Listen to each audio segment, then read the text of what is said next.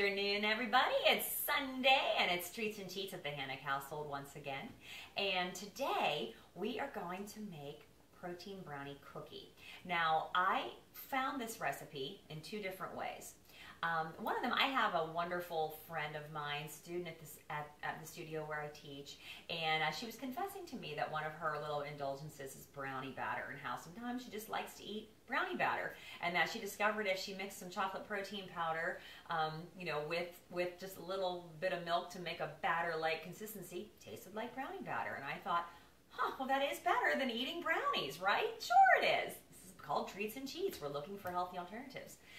The other way that I came upon this recipe is that my hubby, who likes to read Men's Health magazine, as I read 1,000 different fitness magazines of my own, brought a recipe to me and said, maybe you could make this on Treats and Cheats. And I thought that was super sweet, so I wanted to make sure that I gave that a try today for both of them.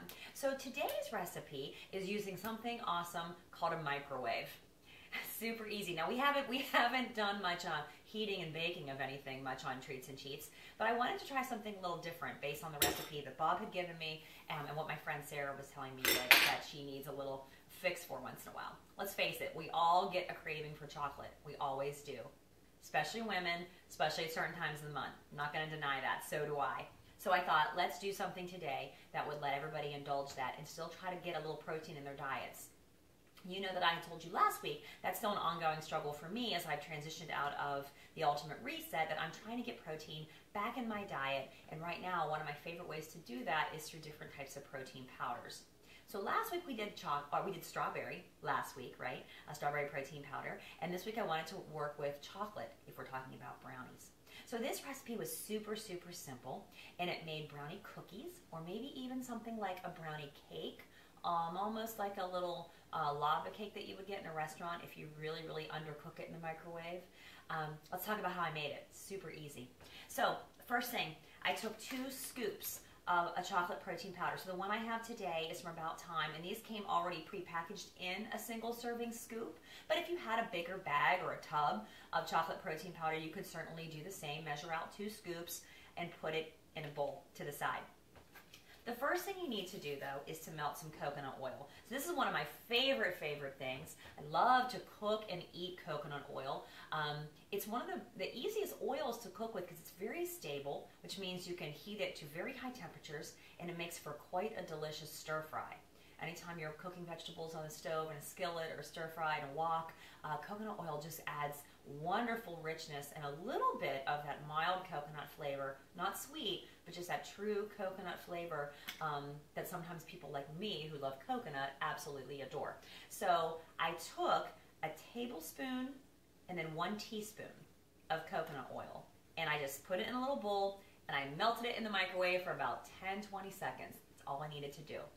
Then I stirred in 2 scoops of chocolate protein powder, and then I added 3 tablespoons of a natural sweetener. So I had both honey and agave nectar. I've made this recipe 2 times today. I've used both. It's tasted delicious each time.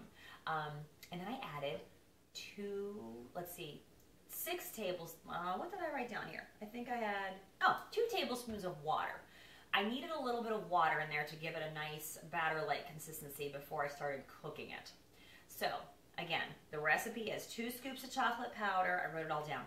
1 tablespoon, 1 teaspoon of coconut oil, 2 tablespoons of water, and then 3 tablespoons of your choice of a natural liquid sweetener, such as a honey or an agave.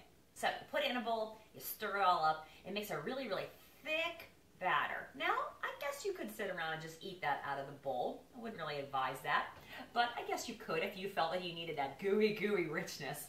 But I actually formed it into more of a cookie on a plate. So this morning I made them a little smaller, and it made 4.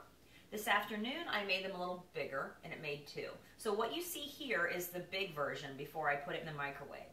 So I just separated that little bit mixture in half, and I made a cookie to put in the microwave. You literally pop this in the microwave like this, and I hit it for about 15 seconds at a time to start. But I've discovered about 30-40 seconds might be enough to where you start to see this batter actually start to rise like a cookie would in the microwave. I watched it really carefully. I wasn't sure it would burn, but a minute was about all I needed to make these little cookies. Now when they came out, they still looked very sticky. But they looked like if they cooled down, they'd actually be able to be a cookie of sort, and that is how they turned out. So this morning when I made it, I had made 4, and this is about the size of the cookie that it made. And you can see on the back, it's very moist, very sticky, very much like a brownie. Now, this afternoon, I had the idea to put it in a little dish, like a little lava cake, and that's what I did. I just cut that batter in half. This is one cookie, this was the other half. I baked it for about a minute. I probably could have done it a little less. It would have been gooier, but it made almost like a little cake, which at that point you could certainly top with a little bit of vanilla yogurt, maybe a little bit of coconut. With a cookie, you could certainly fold this in half or put 2 together with a little peanut butter and banana on the inside, or a little bit of vanilla yogurt, maybe even a little froyo to make a little ice cream sandwich. But in any case, let's talk about some of the nutrition in these, because I was pretty tickled to see what came out of this. This little dish, this little cake, which would have been that first cookie right there, is about 270 calories, but it still gave me, I have down 24 grams of protein, because it was the equivalent of about 1 scoop. 24 grams of protein, about 7 grams of fat, because we're looking at a very healthy fat like coconut oil within this little cookie. Now, when I go to this smaller cookie, this one cookie was about 135, about 3.5 grams of fat, and I think I have down about 12 grams of protein in this little thin cookie.